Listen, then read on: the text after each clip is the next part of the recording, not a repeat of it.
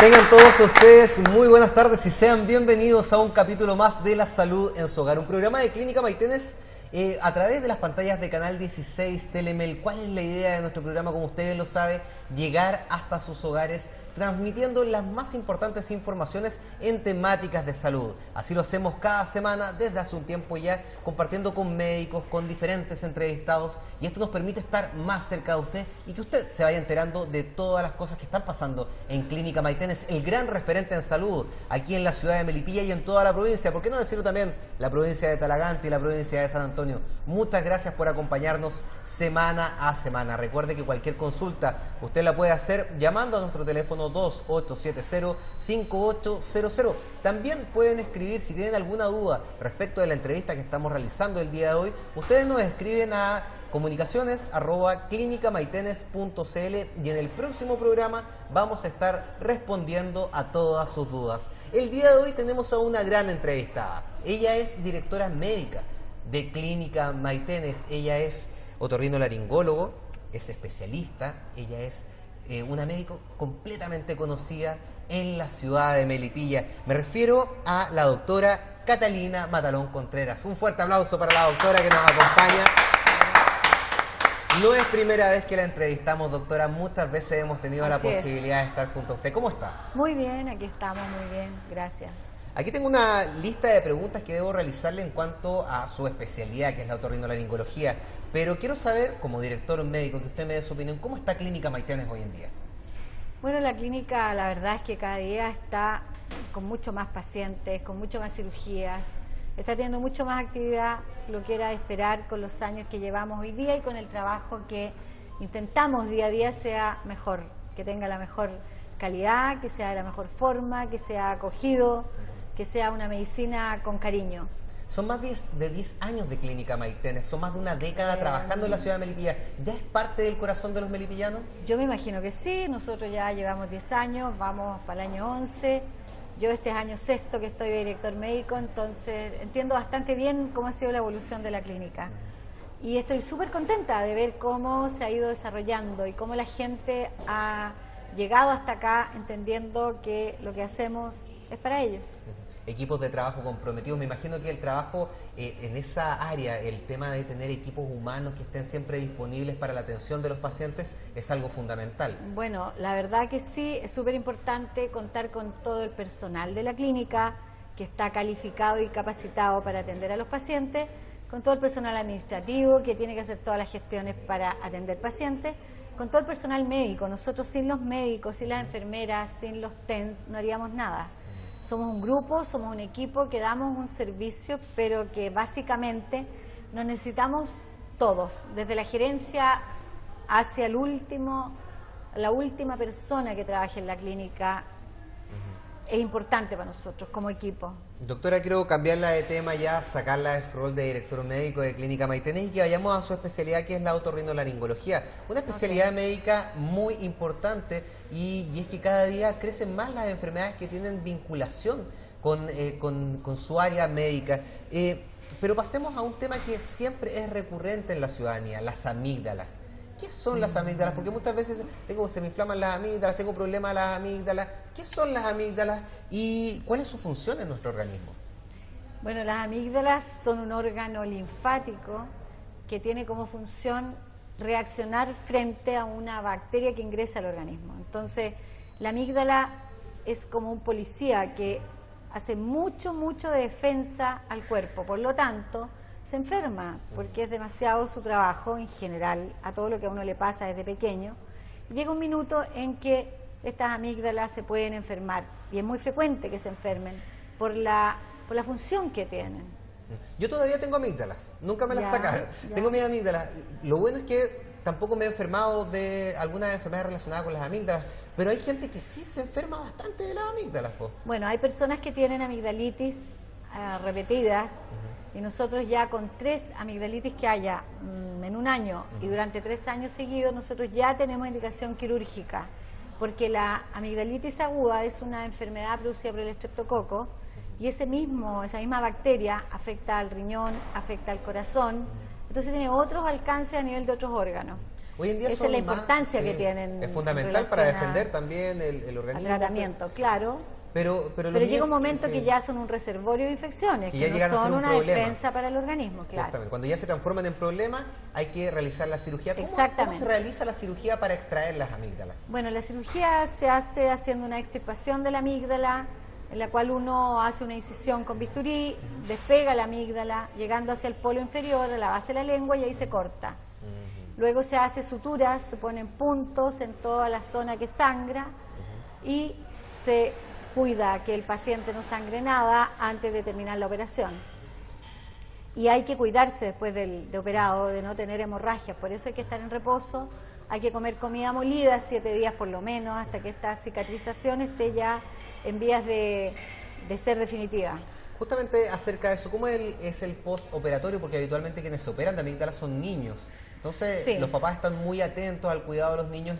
¿Y cómo es el postoperatorio? ¿Cómo es la evolución que van presentando? El postoperatorio, bueno, la amigdalectomía es una enfermedad o una cirugía que se realiza con anestesia general siempre, con un paciente que está intubado hacia el pulmón, con todo controlado. Una vez que se termina la cirugía, en el postoperatorio, uno tiene al paciente con suero. Después de unas 2-3 horas comienza a alimentar al paciente con comida molida o líquida. Y de a poco se va alimentando en su casa, también con comida muy liviana, líquida y molida durante 7 días.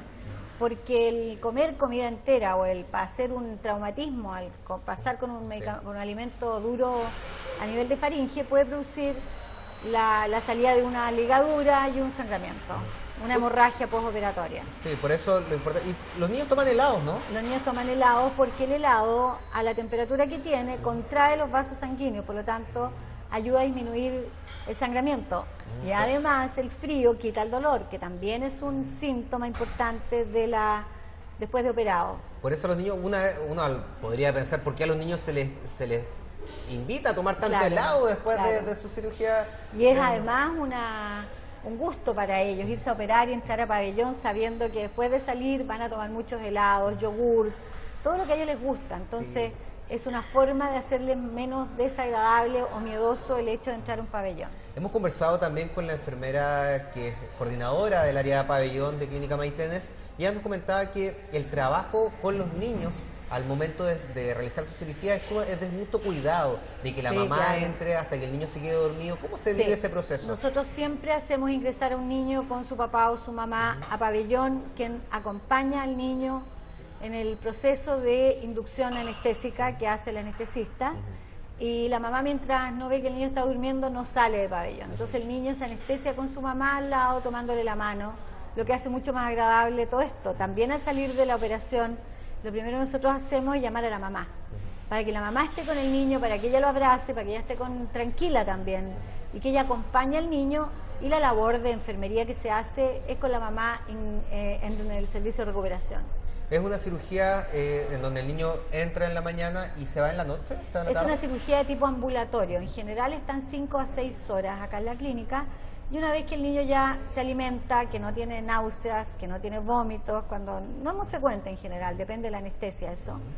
Cuando ya está bien, se va de alta el mismo día, más o menos a las 5 horas de operado. Otra cirugía recurrente en Clínica Maitenes es la extracción de adenoides. Pero muchas veces cuando la gente habla de adenoides no sabe de lo que está hablando, y nos pasa a todos que somos desconocedores de eso. Amígdalas y adenoides. ¿Pero qué son los adenoides, doctora? Bueno, los adenoides son un órgano igual a la amígdala. De hecho, se llama adenoide o amígdala rinofaringea. Eso es que se ubica detrás de la nariz y arriba del paladar. Y es un tejido linfático que también se agranda, se hipertrofia, igual que las amígdalas cuando tienen infecciones repetidas. Y eso hace que el niño respire con la boca abierta, hace que ronque en la noche, hace que no se oxigene bien. Entonces eso hace pensar en que uno puede tener una adenoiditis crónica, hace una radiografía o hace una laringofaringoscopía para ver este tejido atrás de la nariz, y uno observa que está hipertrofiado, que está crecido y que obstruye el paso del aire. Justamente quiero volver un poco a retomar amígdalas, y también ahora que estamos hablando de los adenoides.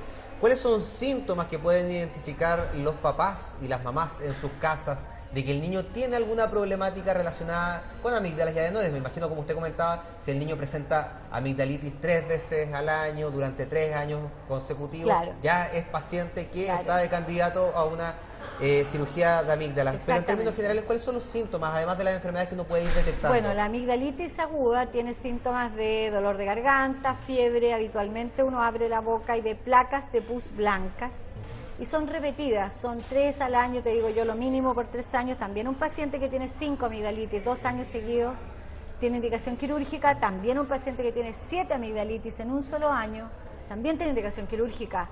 La amígdala que crece una más que la otra también tiene indicación quirúrgica, porque puede haber ahí una falla inmunológica que haga que una amígdala crezca más que la otra teniendo los mismos problemas. También se indica una cirugía de amígdalas cuando la amigdalitis no se consulta a tiempo o se consulta y se indican antibióticos que no son el espectro necesario para la bacteria que tiene la persona. Se produce un absceso amigdaliano o un flegmón amigdaliano en que la infección sale de la amígdala hacia el paladar y produce otros síntomas como no poder abrir la boca, fiebre mucho más alta, no poder tragar, un dolor punzante, generalmente unilateral. Entonces, el tener un absceso o un flegmón amigdaliano también tiene indicación quirúrgica. Y por otro lado, la adenoiditis crónica tiene como síntomas el respirar con la boca abierta, el tener una mucosidad permanente, el roncar de noche, el ser muy inquieto y tener este niño obstruido que no puede cerrar la boca, que en general está respirando mal y que ronca. Eso no es normal en ningún niño. ¿Cómo se realiza la cirugía de extracción de adenoides? Bueno, la cirugía de adenoides se realiza también con anestesia general. Nosotros usamos un abreboca metálico que se coloca en los dientes y abre la boca y se baja la lengua y se extrae por el paladar, se corta el adenoide, que es este tejido linfático que ha crecido y que obstruye, y se hace todo por la boca. Y también es habitualmente se hace la cirugía ambas juntas. Generalmente ocurre que el paciente tiene adenoides crónico y amigdalitis crónica, entonces se hace una adenoamigdalectomía en un mismo tiempo. Y eso es mucho más beneficioso que hacer una cirugía primero y la otra cirugía tiempo después. O sea, un niño que tiene las dos cosas, uno tiene que preocuparse. El otro síntoma que me olvido es que la amigdalitis crónica y la adenoiditis crónica, como son tejidos que obstruyen, también producen en las personas apneas del sueño.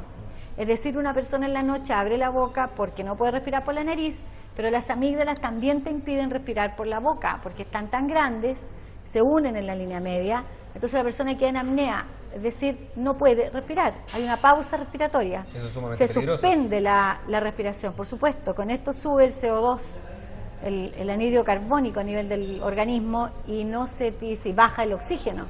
Entonces, la verdad que en muchos adultos que tienen otros problemas y que tienen apneas, pueden producir presión alta, pueden producir infartos, pueden producir accidentes vasculares. Es muy importante la oxigenación cerebral mientras uno duerme. Esto además significa que los niños, cuando tienen esta serie de problemáticas, les cuesta mucho más poner atención en clase, son niños mucho más inquietos, son niños que en definitiva, debido a este problema médico absolutamente tratable a través de una cirugía, podrían mejorar considerablemente su calidad de vida. Así es. Incluso el adenoide está ubicado en una zona detrás de la nariz y sobre el paladar, en que hacia los lados, en esta zona, cierra la trompa de Eustaquio que va al oído. Entonces, además se puede complicar o asociar con líquido dentro del oído medio, por lo cual uno escucha mal, tiene infecciones repetidas del oído, y esto se agrava, digamos, el hecho de la disatención y de un niño que está como oído. También nos pasa que a veces los papás dicen los niños son porfiados, y es que los niños no escuchan bien. Pero la adenoide tiene un rol importante en producir lo que se llama la otitis serosa, que generalmente es bilateral y que además te agrava este cuadro. ¿Cuándo una persona debe decir, mi hijo tiene ciertas características que me están llamando la atención, debo llevarlo al otorrinolaringólogo? Yo pienso que lo principal es cuando un niño no respira bien.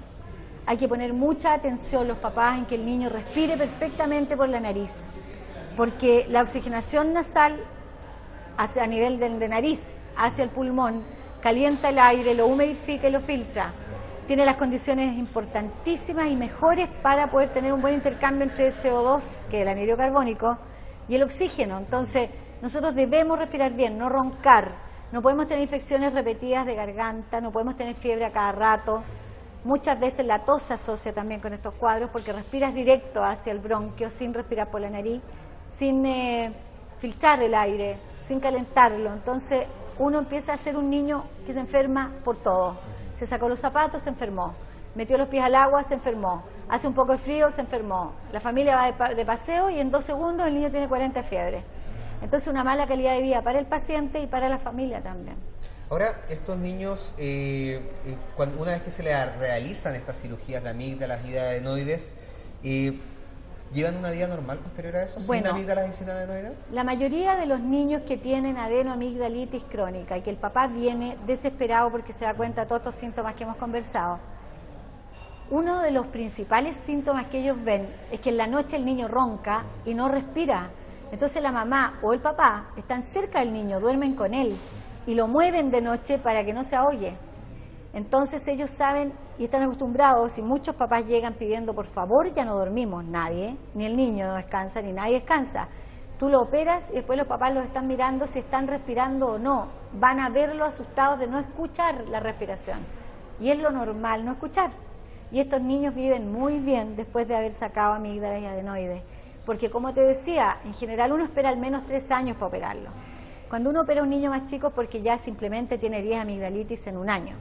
Vive infectado, vive con problemas, entonces puede tener problemas cardíacos o renales, como te decía, pero en general los niños ya son sobre los 3 años cuando uno los opera. Justamente quiero hablar acerca de la adultez frente a este tipo de cirugías y de la infancia, ¿cuándo es lo más oportuno? Vamos a ir a una pausa comercial, eso sí, y vamos a seguir conversando con la doctora Catalina Matalón Contreras, director médico de Clínica Maitenes y especialista en otorrinolaringología. Vamos a una pausa y continuamos con más de la salud en su hogar. Seguimos haciendo la salud en su hogar, este programa de Clínica Maitenes que llega hasta sus hogares a través de las pantallas de Canal 16 Telemel. Para nosotros es un gusto estar llevando informaciones del ámbito médico. Recuerde que cualquier duda o consulta, ustedes nos pueden llamar al 2870-5800. También nos pueden escribir si es que tienen alguna duda, alguna consulta para un médico especialista a nuestro correo electrónico comunicaciones@clinicamaitenes.cl. Y el día de hoy estábamos, como ustedes bien lo saben, conversando con la doctora Catalina Matalón acerca de su especialidad, que es la otorrinolaringología. Quedamos con una duda, doctora. ¿Cuál es la edad en que es bueno operar a un niño de amígdalas y adenoides? ¿Hasta qué edad es recomendable? ¿O durante toda la vida alguien se puede operar? Bueno, la verdad, nosotros en general operamos niños alrededor de los 3 años, pero a veces se operan niños más pequeños por condiciones extremas. O adenoides, los adenoides se pueden operar. Yo operaba al niño más chico a los 8 meses. 8 meses, pequeñísimo. Porque el niño respiraba pésimo, roncaba mucho. Y de hecho me llamó mucho la atención cuando se operó que le daban un poco de mermelada en la boca y la guagua hacía como que nunca había sentido el gusto, porque el hecho de respirar mal te altera también el gusto, como cuando uno está resfriado y no siente, por no tener olfato, uno siente que el gusto tampoco funciona bien. Pero en general es sobre los 3 años. De ahí arriba, nosotros de repente nos toca operar gente de 40 años, 50 años, que nunca se operó cuando se debía haber operado. Entonces se producen amigdalitis repetidas en la vida, con 40 grados de fiebre, con placas de pus, con una toxicidad tremenda para el paciente. Me imagino que un paciente de 40 años que decide operarse de amígdalas o adenoides, le cambia absolutamente la vida.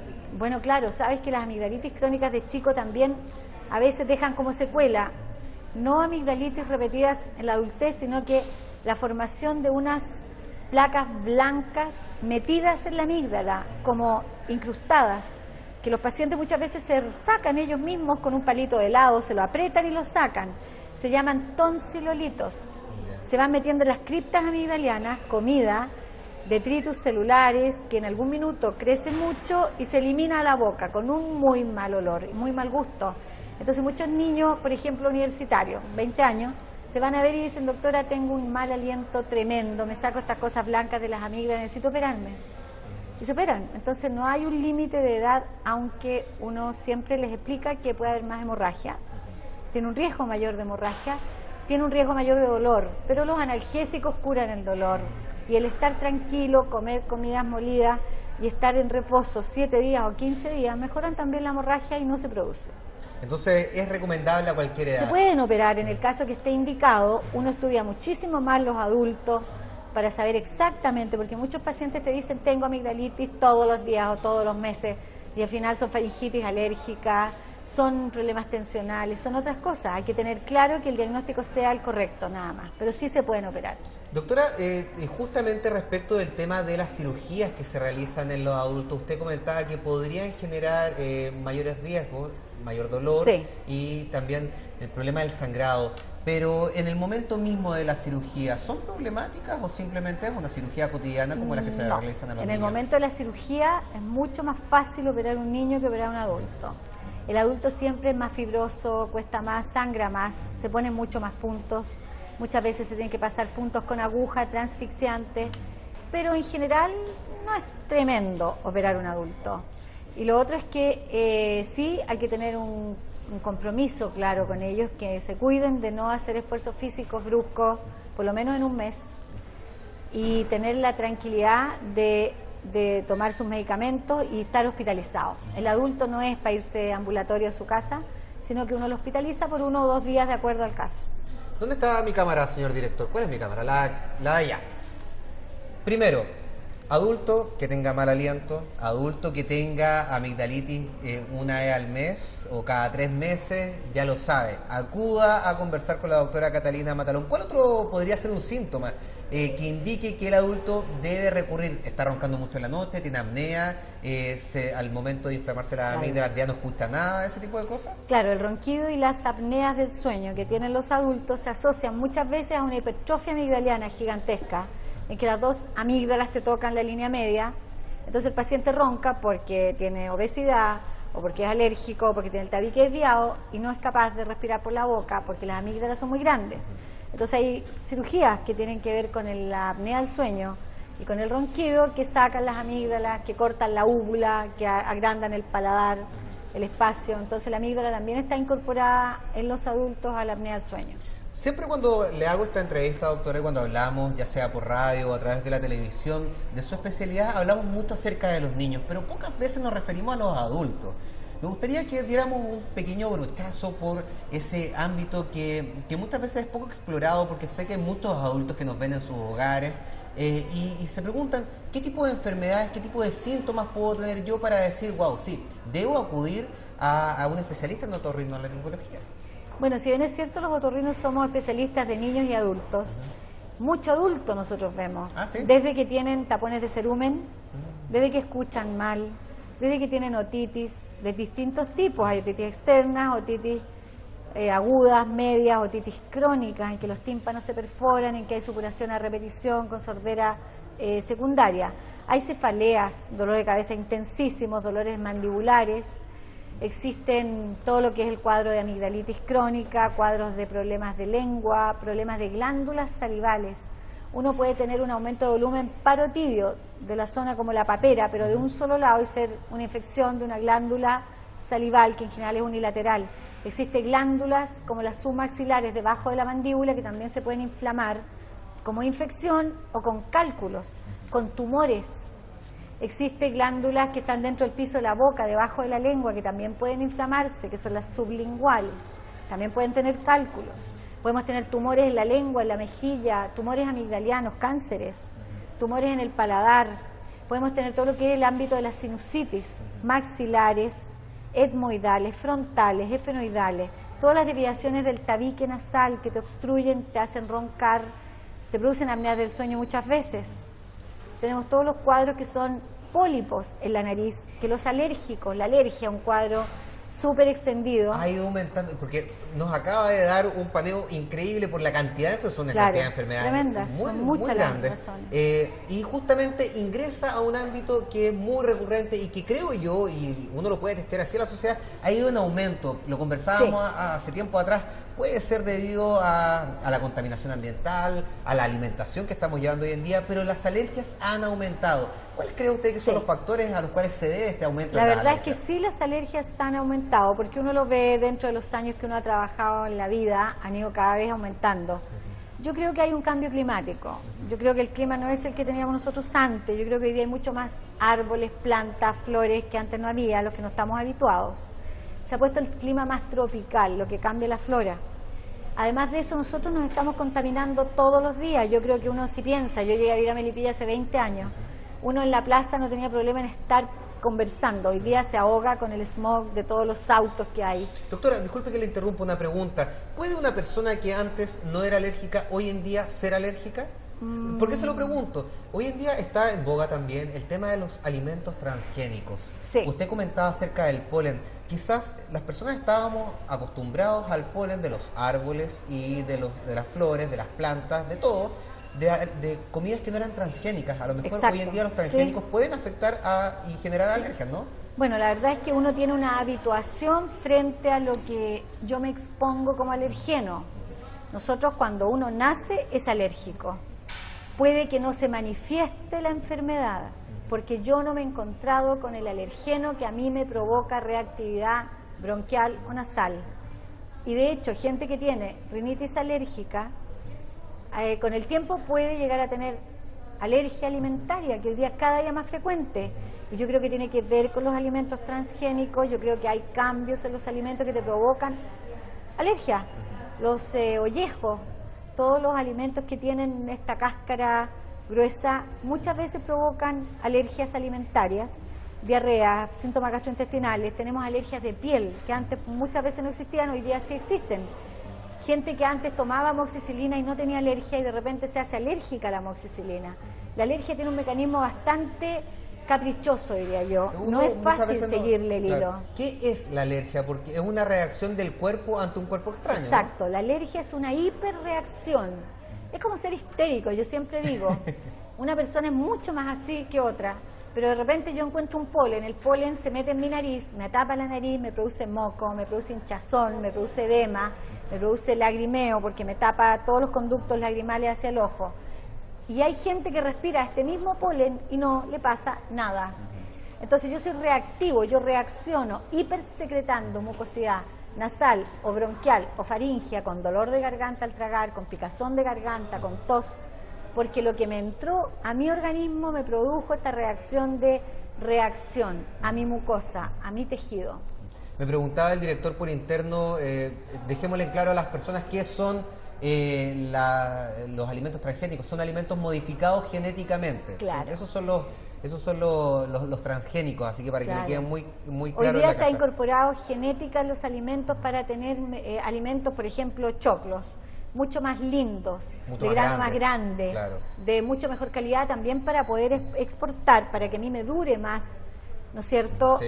El alimento en llegar a otros sitios. También me sirve que tenga una cáscara un poco más gruesa, la manzana, pasa la uva, con los tomates también. Los tomates, sí. Es muy distinto comerse un tomate hoy en día a comerse sí, los tomates que uno se comía hace 10 o 15 años atrás. Sí, yo digo siempre, cuando hay estos tomates en Melipilla, que son de una pulpa exquisita, que uno ve que son sanos, sí, hay que comer eso. Por lo tanto, uno también acá está menos expuesto y está más cuidado en ser más natural. Sí.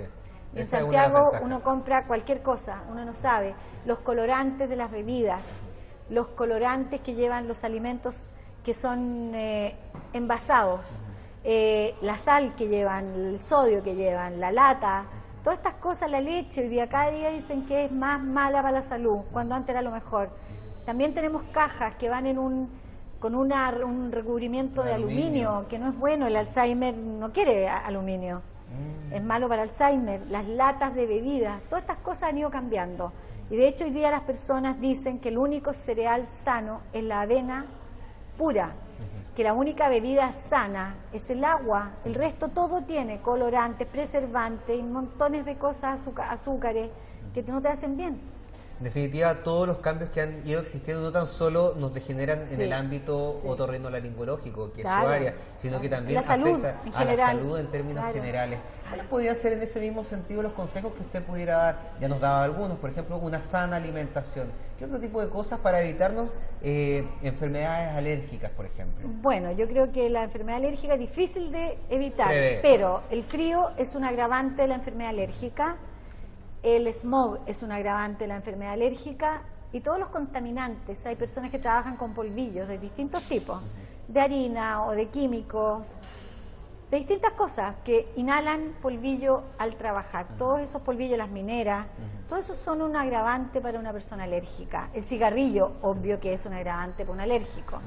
Las estufas, parafina, gas, el contaminar el ambiente interno en que uno está respirando, el secar el ambiente, te producen mayor reacción alérgica y hacen la misma alergia debido a estos componentes de combustión de la parafina o del gas. Ahora que estamos en invierno y que mucha gente está utilizando gas, está utilizando parafina o también la chimenea, que se sigue utilizando mucho hoy en día, ¿cuál es la recomendación que podríamos hacer a esas personas que en definitiva es la única manera que tienen para calefaccionar su casa? Bueno, acá en Melipilla, que tenemos la posibilidad de usar una chimenea que es exquisita y que da este calor de hogar maravilloso, hay que cuidar mucho que el tiraje sea perfecto, que no salga humo hacia la casa para que no se inhale. En relación a la parafina, yo diría siempre prender fuera de la casa la estufa hasta que esté muy bien prendida, ver que no haya olor, nada, y tener una muy buena mantención de esta estufa. Que las mechas, que los dispositivos que encienden estén de buena calidad y estén perfectos, porque todo eso agrava, lo mismo el gas. Hay que hacer mantención de esas estufas y hay que tratar de prender la estufa o estar fuera mientras hay olor a gas. No estar las personas encima, el carbón, que lo usa mucha gente también. Sí. Prender todo afuera y cuidar que haya alguna ventilación. Porque esos gases sí te dan problemas. El problema es que el carbón sí que puede llegar a ser muy tóxico, sí, claro, porque el proceso de combustión del carbón va generando mucho CO2 claro. Y va quedando dentro de la casa, a diferencia de la parafina o del gas. Entonces, y a veces es imperceptible, entonces la gente cree que todo está perfecto y no está perfecto. O sea, el brasero ya empezar a dejarlo, a pesar de que acá en el campo y en Melipilla se utiliza mucho. Y la leña, también a veces hacen braseros con leña. También es bastante tóxica, pero la idea es ventilar un poco y que no estén contaminándose tanto con eso. Eso se le olvidó un poco a las personas, que hay que ventilar la casa. Ellos creen que en el invierno hay que dejar la casa cerrada durante todo el invierno y eso es un gran error, ¿no? Mira, la ventilación también es básica para la alergia en relación a la tierra, al polvo de habitación, a los ácaros que tú encuentras en las esquinas de las habitaciones, en las alfombras, en la ropa de cama, en los cubrecamas, etcétera, en las almohadas. Todo hay que ventilarlo, hay que sacudirlo. Las alfombras, lo que uno tenga, hay que tratar de tener esa limpieza de esas cosas, que uno no ve nada, pero que sí existe. El cuidado de los niños dentro de este ámbito de las alergias, del invierno, de las amígdalas y de tantos temas que hemos podido desarrollar durante el día de hoy. Obviamente siempre en el programa vamos haciendo toques pequeños, no podemos profundizar. Si usted quiere profundizar respecto de estas temáticas, acérquese a esta clínica Maitenes, venga acá a conversar con la doctora Catalina Matalón. Doctora, ¿cuál es su mensaje a la comunidad de la zona, a los melipillanos que también la conocen respecto de las diferentes enfermedades de su ámbito? Y bueno, los niños, ¿cómo hacerlo? ¿Cómo acudir? Bueno, los niños yo creo que tenemos que preocuparnos de tener un hijo que respira bien, que no está con la boca abierta, que no ronca, que escucha bien, porque muchas veces se les diagnostica en la casa como niños porfiados, desobedientes, y lo que el niño tiene es una sordera no profunda, no permanente y no completa.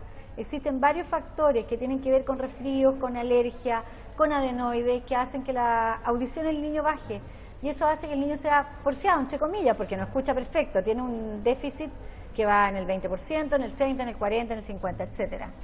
También creo yo que cuando un niño está resfriado 2, 3, 5 días y no mejora, preocúpense de llevarlo al médico, porque después va a tener una sinusitis, va a tener una rinitis purulenta, va a tener una bronquitis purulenta, va a tener una neumonitis o una neumonía. Entonces, estos cuadros, cuando son más crónicos, se agravan. Entonces, la idea es tratarlos. Cuando un niño respira mal, tiene apneas de noche, puede tener una muerte súbita en la noche, se puede ahogar. Ese niño tiene que consultar y ver cuál es su problema. A veces solo alergia. Y tratando la alergia, el niño mejora, respira bien, no tiene tos y duerme bien. Doctora, desde hace un tiempo a esta parte estamos invitando a los pacientes de Clínica Maitenes a hacer sus consultas a través del correo electrónico. Y Francisco Maureira tiene 23 años y desde niño nos cuenta que tiene problemas con sus amígdalas. Todos los años sufre de fuertes dolores. Ya lo habíamos conversado de todas maneras, pero para contestarle su pregunta a Francisco Maureira, ¿qué consecuencias o riesgos puede tener una extirpación de amígdalas a esta edad, 23 años? La verdad es que lo primero es estar seguros que su problema es amigdalitis a repetición. Si el cuadro es amigdalitis a repetición, él está expuesto a tener un problema cardíaco o un problema renal Hay pacientes que a los 45 años de repente tienen un problema cardíaco que nadie sabe de dónde vino. Mucha gente, amigdalitis no tratada. La amigdalitis hay que tratarla con antibióticos cada episodio. Entonces, si uno no lo trata, va a tener consecuencias serias a nivel de otros órganos. Y si esta amigdalitis realmente es repetida y esa amigdalitis lo que hace es que hay que operarlo y no va a tener ninguna complicación. Su amígdala ya no tiene la función de filtro que tienen los niños chicos, que es súper importante a esa edad. No tiene el factor inmunológico o la defensa inmunológica que tienen los niños chicos, sino que al final yo digo son enemígdalas las amígdalas para el adulto. Entonces llega un minuto en que la amígdala hay que operarla, con las precauciones que uno debe tener, siguiendo las indicaciones del médico y en conjunto hacer que esto pase. Doctora, quiero agradecer la entrevista del día de hoy. Ha sido la entrevista con la doctora Catalina Matalón Contreras. Ella es director médico de Clínica Maitenes y también especialista en otorrinolaringología. Lo dije bien durante todo el programa y me viene a equivocar al final. Doctora, muchas gracias. Muchas gracias a ti. Yo encuentro muy bueno dar estos tips a la gente para que vaya viendo lo que está bien y lo que está mal, porque a veces se cree que roncar, como todos roncan, es normal y no es normal. No es normal. Pegue nomás el codazo al marido. Recuerde, maneras, así como teníamos la última pregunta que nos enviaba Francisco Maureira, de 23 años. Muchas gracias, Francisco, por tu pregunta. Usted puede escribirnos a comunicaciones@clinicamaitenes.cl y hacer sus preguntas para nuestros especialistas, y cuando entrevistemos al especialista vamos a estar dándole respuesta a usted y a toda su familia. Muchas gracias por acompañarnos en La Salud en su Hogar, un programa de Clínica Maitenes que llega hasta ustedes a través de las pantallas de Canal 16 Telemel. Nos pueden sintonizar en www.telemel.cl, visitar el sitio web de Clínica Maitenes, www.clinicamaitenes.cl, y llamar hasta nuestro número de teléfono para preguntar por sus exámenes, para preguntar por horas de consulta médica al teléfono 2870-5800. Esto es La Salud en su Hogar, un programa de Clínica Maitenes para todos ustedes. Que estén muy bien, nos volvemos a encontrar la próxima semana. Recuerde, a las 7, los días jueves, capítulo de estreno. Después se repite a las 10 de la noche. Los días viernes vamos a las 12 del día y los días sábados y domingos a las 3 de la tarde. Que estén muy bien. Hasta la próxima semana.